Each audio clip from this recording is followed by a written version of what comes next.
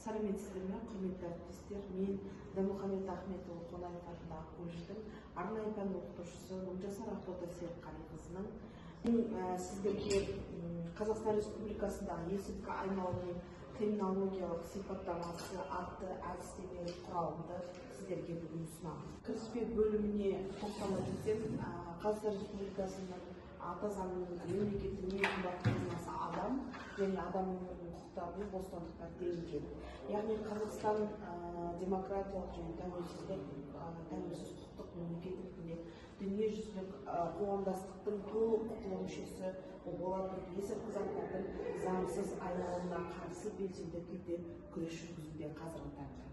Яғни мемлекет басшысының тапсырмасына сәйкес ішкі істер министрлігі есірткі бизнесіне және нашақорлыққа қарсы күреске арналған кешенді жоспар 2023-2025 жылдар аралығында дайындап, маусым айында ол үкімет қаулысымен бекітілді.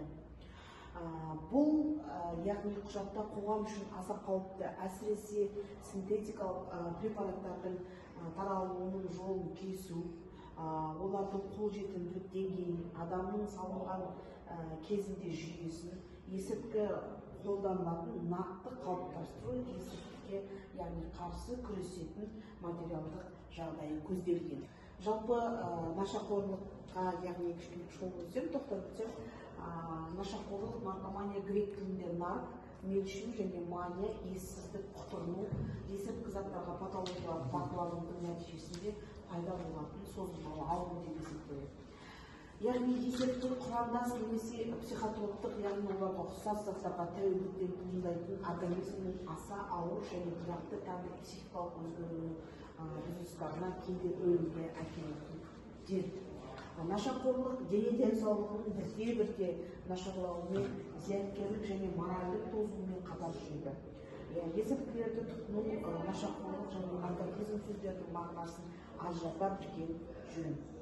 Есірткі заттарды тұтыну, алкоголь мен темекі тұтынуға ұқсас, бұлардың бәрі зиянды ләззаттарға жатады, өйткені олар тұтынушыға субъективтік ләззат сезімін сыйлайды, бірақ организмге зияны, қаупі өте көп деп есептеймін.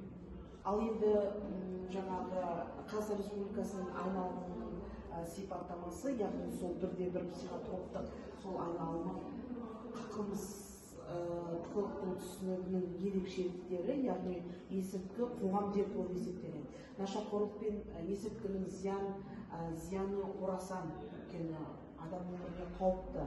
Бұл тұтас ұлттың тамырына балта шабатын, халықты қарусыз жоятын кеселдің бірі болып есептеледі. Соған орай есірткімен күрес бүгінде кез келген елді алаңдатып, ең өзекті әлеуметтік мәселенің біріне айналады. Нашақорлық адамзат баласының денсаулығы мен еліміздің ұлттық қауіпсіздігіне төнетін үлкен қатер. Өмір баға жетпес байлық. Оны лайықты деңгейде қорғау және дамыту түрінде Қазақстанда барлық мемлекеттік институттардың, саяси партиялар мен қоғамдық қозғалыстардың алдында тұрған міндет деп есептеймін. Осы қағидаттың негізінде Қазақстан есірткі құралдарының заңсыз айналымы және олардың теріс пайдалану саласында, қылмыстарға қарсы күрес саласында өзінің сыртқы және ішкі саясатын құруда және бұл мәселені жекелеген елде шешу мүмкіндігін түсініп, халықаралық қоғамдастыққа интеграциялық жолмен сенімді жүріп жатыр. Енді есірткі қазіргі заманның жаһандық байланысы, есірткінің заңсыз өндіру проблемасы адамзаттың басқа да жаһандық проблемаларымен тығыз байланысты болады. Яғни бұл ЖХТБ таралуы террористердің қызметін қаржыландыру жалпы ұйымдасқан қылмыстың бәрі болып есептеледі. Есірткінің заңсыз айналыммен тығыз байланысты және жаһандық сипатқа ие тағы бір проблема мемлекеттердің поляризация, өнеркәсіптік теңсіздік барған сайын төмендеуі. Яғни дәл осы үшінші әлем Қазақстан тұрғысында Біріккен ұлттар ұйымының 2000 жылғы әлемдегі есірткіге қарсы жағдай туралы баяндамасында заңсыз есірткі айналымы қарауға әрекет жасады.